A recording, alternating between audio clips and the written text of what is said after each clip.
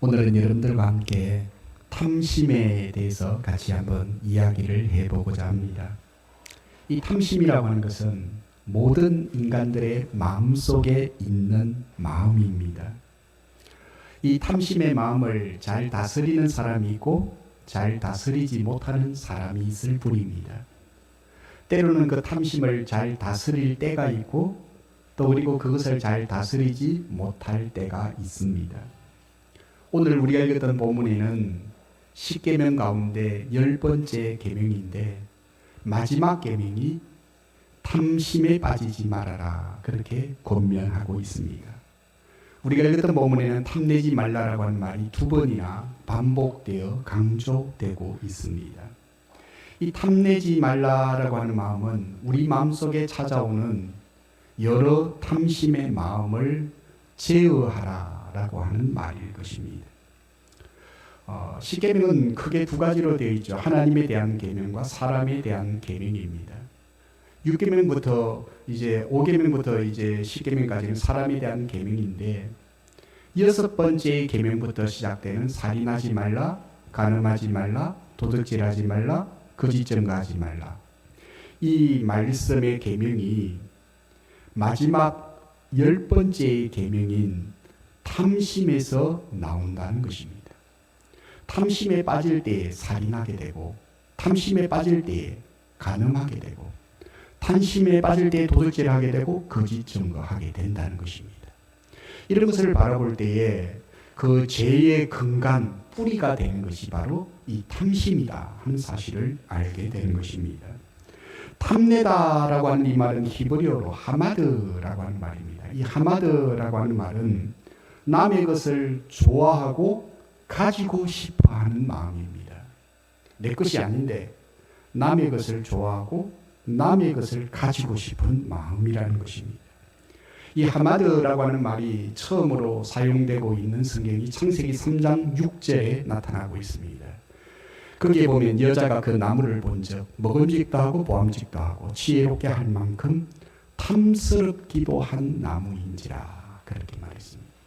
여기서 탐스럽다라고 하는 말이 바로 이 하마드라고 하는 말입니다.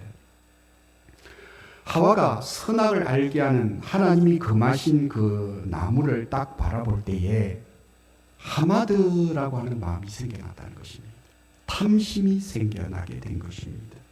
이것을 먹으면 하나님처럼 된다라고 하는 그런 탐심이 생겨나게 되지요. 그래서 인간의 최초의 죄는 탐심에서 시작되고 있는 것을 보게 됩니다. 결국에는 이 탐심이 에덴의 그 모든 축복을 다 앗아가 버리고 말았다 하는 사실을 성경은 우리에게 증언하고 있는 것입니다. 이 하마드라고 하는 말은 여호수아 7장 21절에도 나타나고 있습니다. 거기에 보면 내가 노력한 물건 중에 시날산의 아름다운 외투 한 벌과 은 200세겔과 그 무게가 50세겔 되는 금덩이 하나를 보고 탐내어 가졌나이다 라고 표현하고 있습니다. 여기서 탐내다라고 하는 이 말이 바로 하마드라고 하는 말입니다. 이것은 아간의 말이지요. 아간은 하나님께 돌려야 될 전리품을 자기가 취하게 되는 것입니다. 탐내어 취했습니다. 앞서서 여리고 전쟁 때에 큰 승리를 하나님은 주셨고 거기서 첫 번째 전쟁에서 전리품은 하나님께 바치라고 했는데 바로 이 아간이 아름다운 외투 한 벌과 은 200세겔과 그리고 금 50세겔을 그가 이제 훔치게 된 것이죠. 탐내었다는 사실. 이것이 화근이 되어서 다음 전쟁인 바로 그 아이성 전투에서 대패를 하고 맙니다. 거기서 많은 사람들이 죽음을 맞이하지요. 이스라엘 땅에 그들이 들어가서 첫 번째 지었던 그 죄가 바로 이 탐욕과 관계가 있다 하는 사실을 우리는 알게 되는 것입니다. 이 두 사건은 탐심이 바로 죄의 뿌리가 된다. 우리 인생의 고통의 뿌리가 된다라고 하는 사실을 우리에게 말해주고 있는 것입니다. 그러므로 야고보서 1장 15절 말씀은 이렇게 말하고 있습니다. 같이 읽어보겠습니다. 욕심이 잉태한 적 죄를 낳고 죄가 장성한 적 사망을 낳느니라. 바로 이 욕심이 점점점 자라서 죄를 만들게 되고 결국에는 그것이 우리에게 죽음을 가져오고 패망을 가져오게 만든다라고 기록을 하고 있는 것입니다. 이런 측면에서 우리가 생각해 보면 우리가 행복하고 건강한 삶을 살기 위해서는 우리 마음속에 찾아오는 이 탐심의 마음을 잘 조절하고 다스려야 한다 하는 사실을 깨닫게 되는 것입니다. 그렇다면 우리가 첫 번째로 크게 생각해 볼 것은 탐심에 빠지면 어떤 일이 일어날까라고 하는 것입니다. 탐심에 빠지게 되면 첫째로 이웃을 사랑할 수가 없게 된다는 것입니다. 탐심에 빠질 때 이웃과의 관계가 단절이 되어지는 것입니다. 오늘 우리가 읽었던 본문 17절 말씀에 보면은 내 이웃의 집을 탐내지 말라. 내 이웃의 아내나 그의 남종이나 그의 여종이나 그의 소나 그의 낙이나 물은 내 이웃의 소유를 탐내지 말라라고 말하고 있습니다. 여기에 보면 내 이웃의 집을 탐내지 말라는 것입니다. 이웃의 아내도 탐내지 말라는 것입니다. 남종, 여종도 탐내지 말라고 했습니다. 소나 나귀도 탐내지 말라라고 했습니다. 그리고 내 이웃의 소유물을 탐내지 말라라고 권하고 있습니다. 왜일까요? 왜 하나님께서는 하나님의 백성들이 어떻게 살아야 될 것인가라고 하는 그 법과 규칙을 십계명을 통해서 주시면서 왜 탐내지 말라라고 권면하고 있는 것일까요? 그것은 탐내는 순간에 이웃과의 관계가 단절되기 때문인 것입니다. 창세기 4장에 보면은 인간의 최초의 살인 사건이 등장을 합니다. 바로 가인이 동생 아벨을 죽이는 사건이 기록이 되고 있습니다. 이들은 원래 친형제이지 않습니까? 근데 하나님께서는 가인의 제사를 받고 아벨의 제사를 받고 가인의 제사를 받지 않으셨습니다. 그때에 이 가인의 마음속에는 시기와 질투의 마음이 생겨나게 되지요. 그래서 돌로서 쳐 죽이게 됩니다.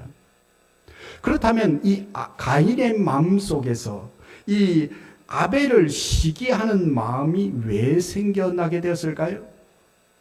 그 이유는 하나님께서 아벨에게 주었던 그 하나님의 사랑을 탐내었기 때문인 것입니다.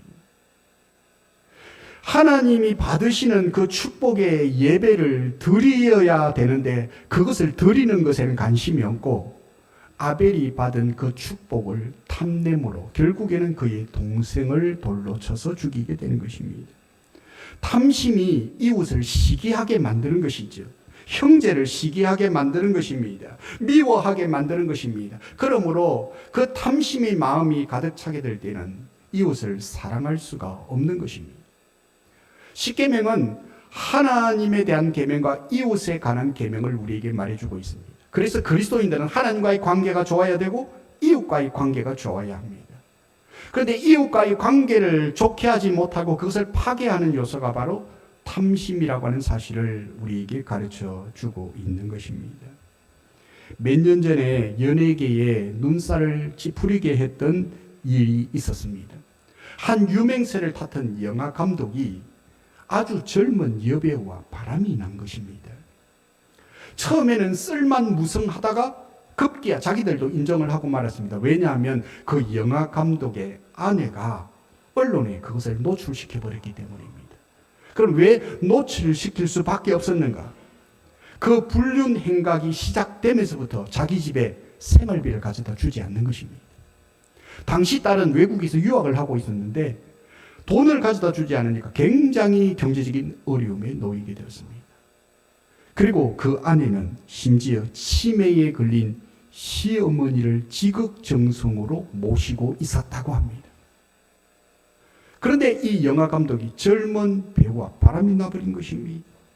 그때 그 아내가 언론에서 노출되면서 이런 말을 했습니다. 우리 가족을 지옥에 빠뜨려 놓았습니다. 라고 했습니다. 탐하는 마음이 결국에는 온 가족을 지옥의 불구덩이 속으로 던져버리고 말았다는 사실입니다. 결국에는 이 탐심이 한 가정을 깨트리게 될 때고 이웃과의 관계, 주변 사람과의 관계를 깨트리고 마는 것입니다. 두 번째로는 이 탐심에 빠지게 되면 이웃뿐만 아니라 하나님도 사랑할 수 없게 만든다는 사실입니다.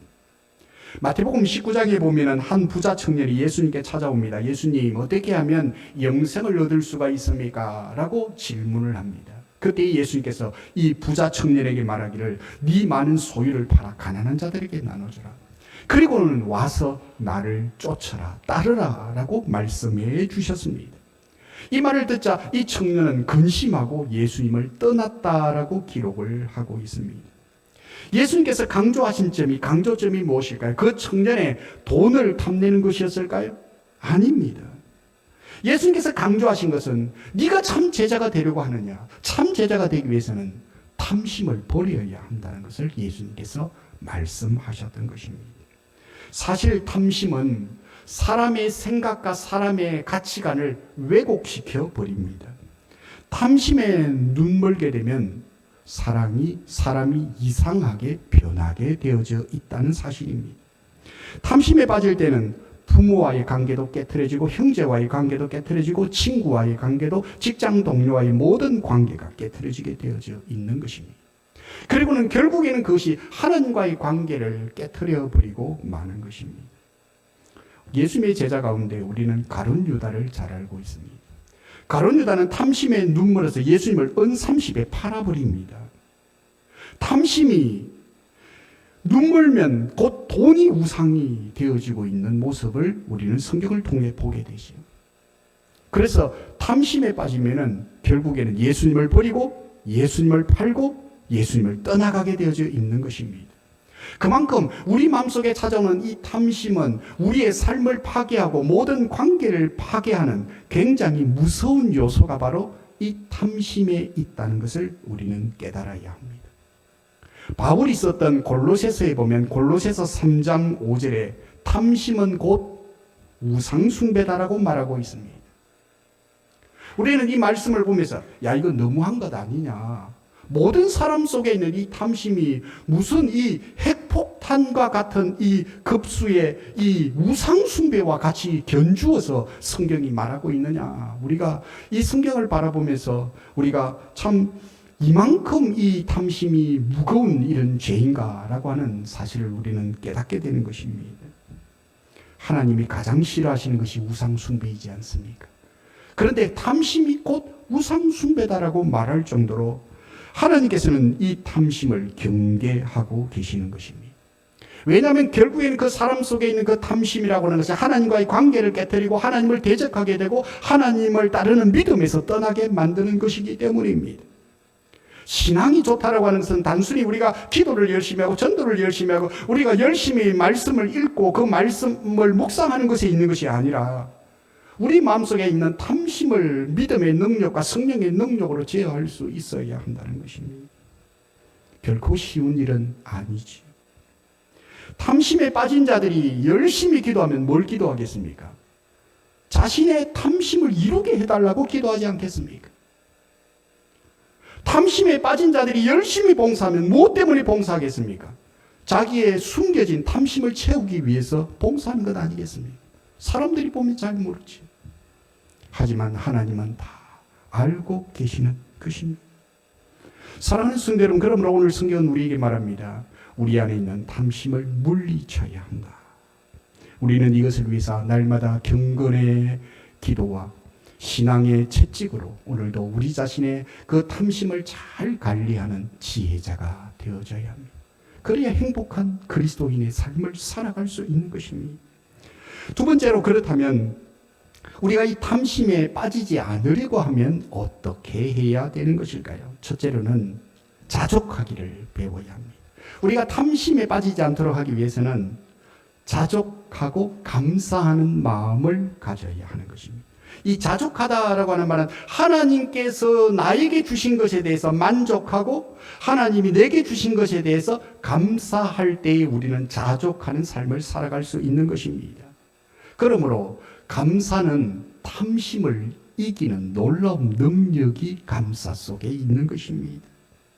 탐심은 나에게 없는 것을 자꾸 바라보게 합니다. 그래서 탐을 하는 거죠. 나에게 없기 때문에. 나에게 없는 것을 자꾸 바라보면 탐심에 빠지게 되는 것입니다. 하지만 감사는 나에게 있는 것을 주목하게 됩니다. 그래서 나에게 주신 것에 대해서 감사하는 성도가 되는 것이죠. 감사는 탐심을 물리칩니다. 그리고 영혼에 참 자유를 주는 것이, 그때 참 자족하는 마음이 마음속에 생겨나게 되는 것입니다. 한 남자 배우를 흠모했던 여성 팬이 있었습니다. 근데 그 배우를 너무 흠모하다 보니까 자꾸 자기 남편하고 자꾸 견주는 거예요. 우리 남편이 마음에 안 드는 거예요. 불평이 자꾸 나오는 거예요. 그러다가 어느 날 이 배우의 아내를 우연찮게 만나게 된 것입니다. 그때 만나가지고는 이렇게 말했다고 합니다. 얼마나 좋으세요. 이렇게 좋은 배우와 같이 사니까 너무 행복할 것 같아요. 라고 말하니까 이 배우의 아내가 단 한마디로 이렇게 말했다고 합니다. 그러면 네가 한번 살아봐. 그렇게 말했다고 합니다. 네가 한번 살아봐. 사랑하는 성도분, 우리는 자족하며 살아야 합니다. 정말 귀한 것은 아주 가까이 있습니다. 오늘을 자족하지 못하고 사는 사람은 늘 주변을 기웃거립니다. 그래서 탐심이 생겨나게 되는 것입니다. 사랑하는 성도분, 오늘 성경은 우리에게 말하면서 이것은 성도의 삶이 아니라고 말하고 있습니다. 그래서 탐내지 말라. 그곳에 행복과 기쁨이 있음을 하나님께서는 하나님의 백성들에게 가르치고 있는 것입니다.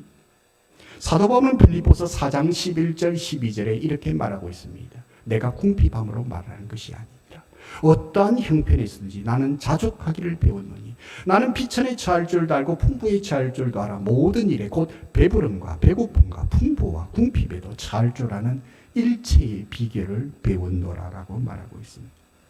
사도 바울은 자족하기를 배우고 그 자족하기를 훈련했던 사람이 바로 사도 바울이었던 것입니다.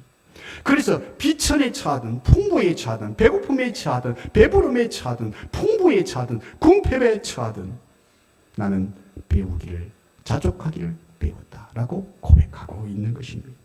사랑하는 성도 여러분, 여러분이 탐심에서 자유하기를 원하십니까? 그럼 오늘 하나님이 나에게 주신 것에 대해서 감사하고 자족하십시오. 그곳에 참된 자유함이 올 것입니다. 참된 평안이 올 것입니다. 참된 기쁨이 회복될 것입니다. 남과 비교하고 탐하지 말고 남에게 있는 것을 탐하지 말고 오늘 내게 주신 것을 감사하며 믿음으로 살아갈 때 하나님은 우리에게 더 큰 감사의 제목들을 허락하여 주시고 우리의 삶을 인도하시고 축복의 길로 우리를 인도하여 주실 것입니다. 자기의 독생자 예수 그리스도까지 아낌없이 주신 하나님께서 우리에게 주시는 것을 무엇을 아까워하시겠습니까? 그러므로 우리는 자족하며 감사하게 될 때 우리는 저절로 탐심을 물리치는 건강한 성도가 되는 것입니다. 두 번째로는 절제해야 한다는 사실입니다. 이 절제가요, 탐심을 이기는 힘을 우리에게 가져다 주는 것입니다. 절제하다라고 하는 말은 자기를 통제한다라고 하는 말입니다. 날마다 우리의 감정과 우리의 생각을 통제해야 됩니다. 무엇으로? 말씀과 성령의 능력으로. 우리가 성경 백독하기를 하고 있습니다. 여러분이 하나님의 말씀을 자꾸 읽을수록 힘을 하나님께서 말씀을 통해서 우리에게 주십니다.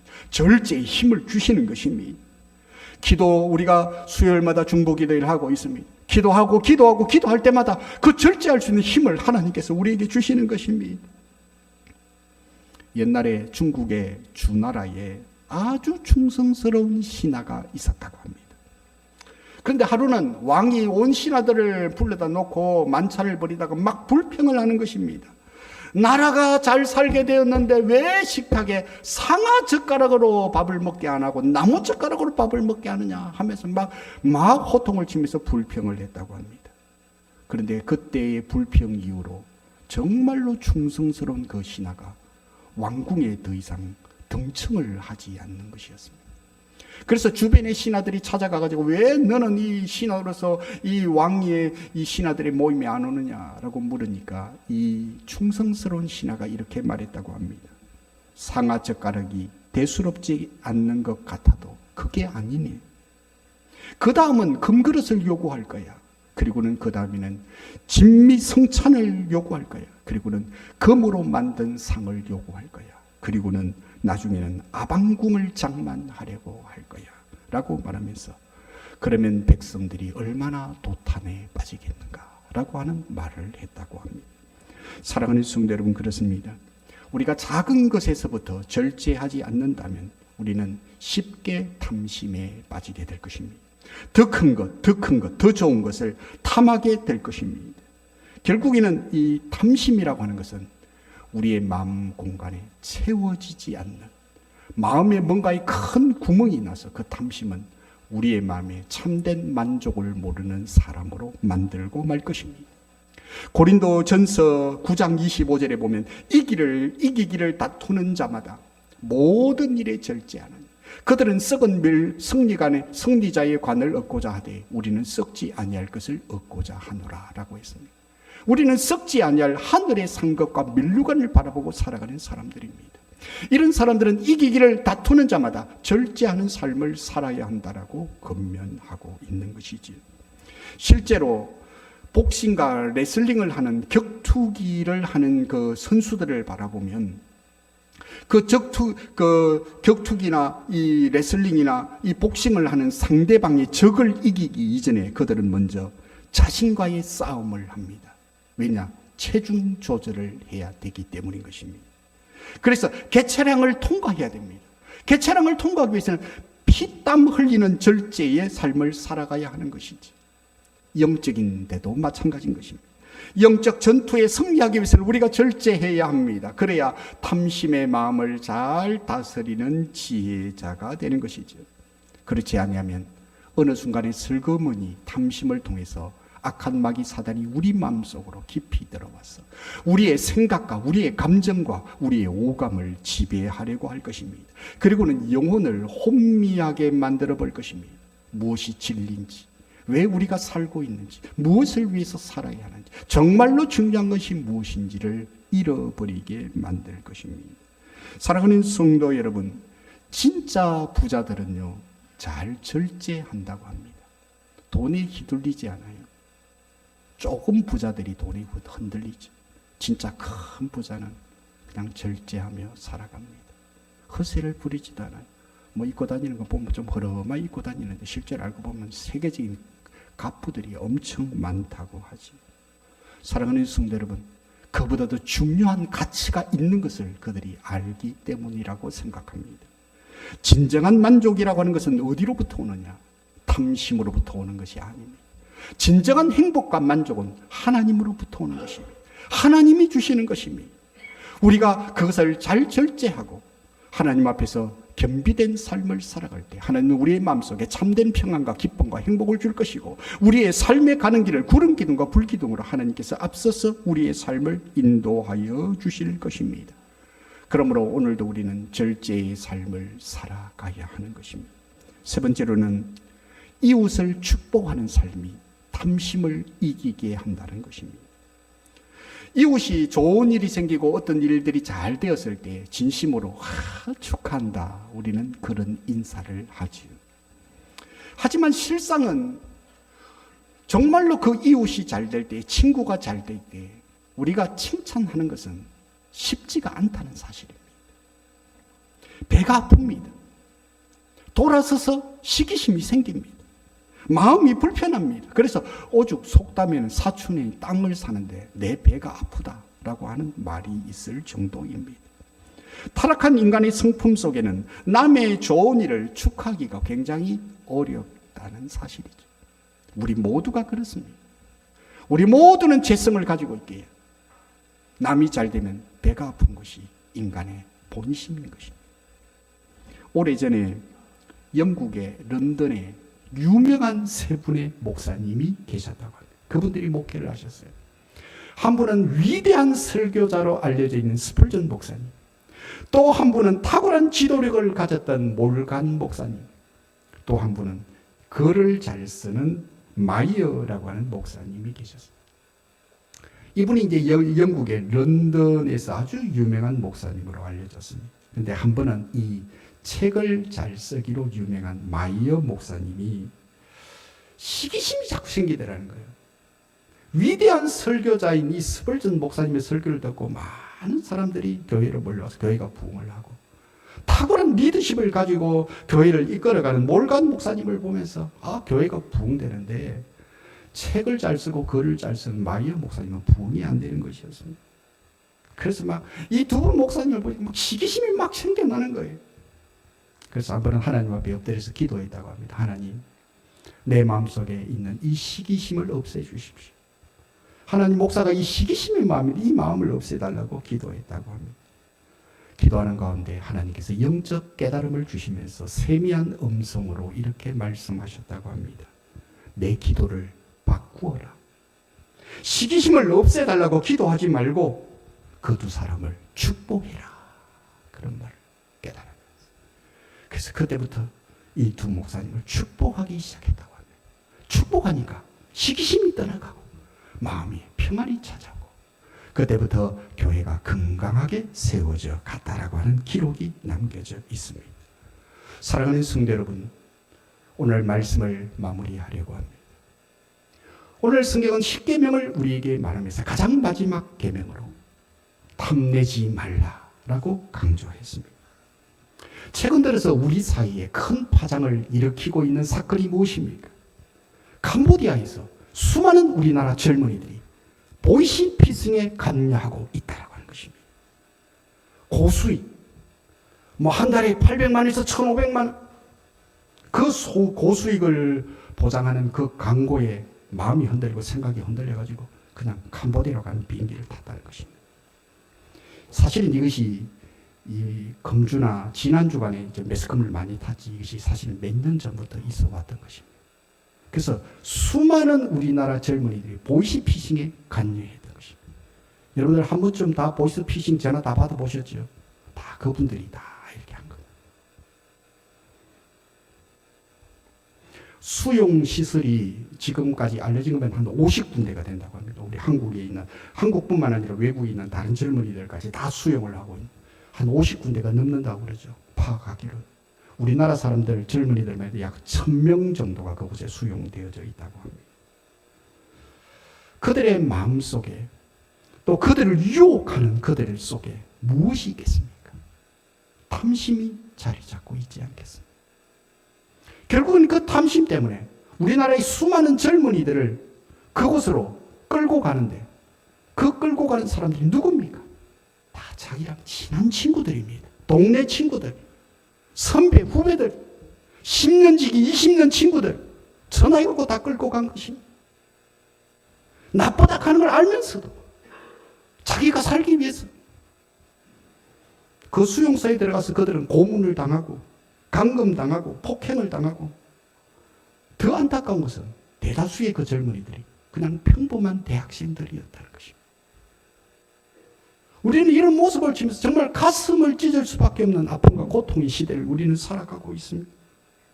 모든 사람들의 마음속에 이 탐심이 깊이 뿌리 내려져 있는 시대를 우리는 살아가고 있습니다.